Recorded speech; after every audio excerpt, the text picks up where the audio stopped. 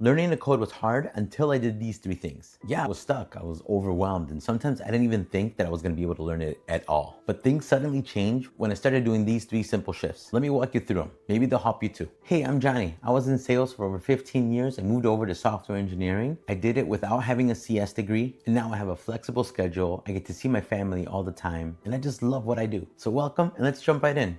Okay, so the first thing that made coding a lot easier to learn was I built projects that actually interested me. So at first I was building things like a weather app or a note-taking app or a to-do list. And those are just like the standard beginner project that you would work on to learn coding. And to me, yeah, I learned it and I went through it and it was cool to do some of those, but I felt like I struggled a little bit to understand some of the core concepts. And at the time, I didn't really know that this was a big thing or an issue or something that just didn't allow me to learn how I should be learning. I wasn't excited about them. I kept getting stuck. But then I switched things up and I started building things that I really liked and I really cared about. Like when I decided to do a flippy card game because my daughter loves these card games that she does. She likes matching card games. You know what? Let me try to build something like that because I thought it was pretty fun and I like video games as it is. I'm a big video games guy. And so I decided to just build this for her. And because it was related to video games, it just made it much more fun to figure things out. Like how to style a card layout using CSS, using JavaScript logic to make the functionality work. I also love watching a ton of movies. So I wanted to create something that encapsulated that, right? So I just wanted to create a simple list of movies that I can search that gives you a year, that gives you the description of what the movie is going to be, the rating. I just thought that was pretty fun. And just to be able to look something up in the app that I did, I thought would be super cool. And so it allowed me to learn things on how to use an API, how to take an input and return something, a movie, and how to make the results display on screen. By building these projects that align with my interest, I was able to stay motivated. I Google things with purpose. I found things online and resources just by researching because I just wanted to know the answer. I retained a lot of the stuff that I was learning for other applications or for other projects that I did, all because I just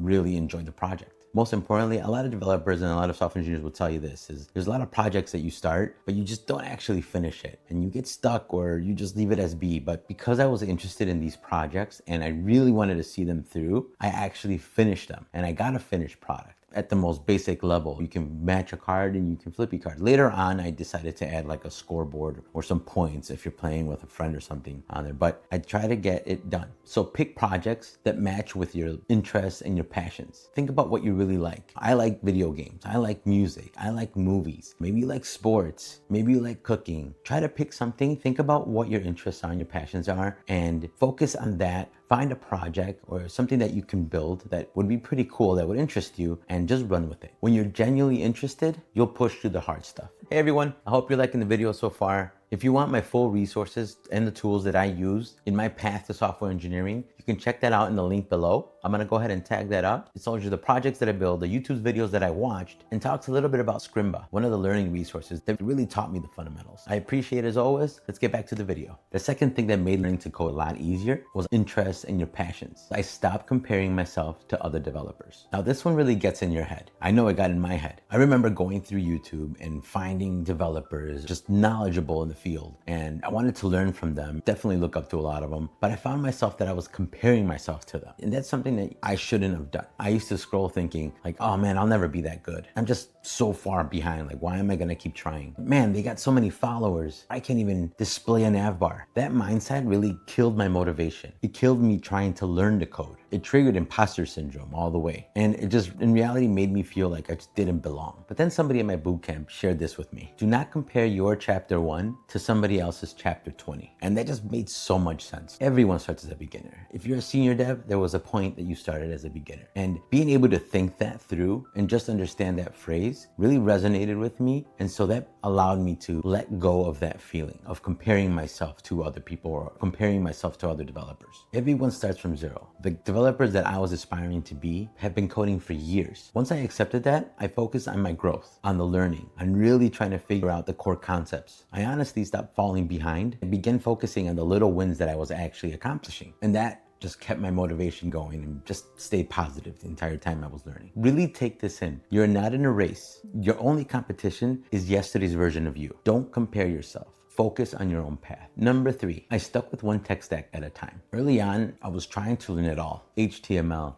CSS, JavaScript, Ruby, Python, name it all. I was trying to just learn bits and pieces of everything because I thought that's what you had to do. And I just really didn't have a guidance in the beginning. And it was just too much. The syntax I didn't understand. I kept getting stuck. Things got confusing. It was overwhelming. It was frustrating. At times I just felt like I just didn't want to do this anymore because I'm never going to get this and I'm never going to learn. But what helped me was to just slow it down. Just slow things down. It doesn't matter. Again, I said it's not a race. I started with HTML, just learning to put things on a page, making them render. If I put hello world, I want to see hello world on the page. I learned the structure and I learned the tags. Once I was comfortable, because you're going to keep learning, you're not going to learn it 100%. You're going to keep learning, new things are going to come out. Then I move on to trying to style the page, which is CSS. I try to understand the layouts, how to add color, how to change the font, how to change the width. Just designing the full layout of the page. I moved over to JavaScript, and during this time I was joining the bootcamp, and although they also had JavaScript there, they started off teaching us Ruby. And so I stopped on learning JavaScript because I was getting a little bit confused with some of the syntax and just the overall fundamentals. But when I stuck with Ruby, and I stuck it for quite a bit of time, especially through the bootcamp and after the bootcamp, I started to understand what variables were. I started to understand how loops worked, what nested meant, and the core concepts of software engineering started to make sense. Now, I chose to continue with Ruby because the syntax was just simpler. It allowed me to learn like somebody talking to me or like you're reading from a book.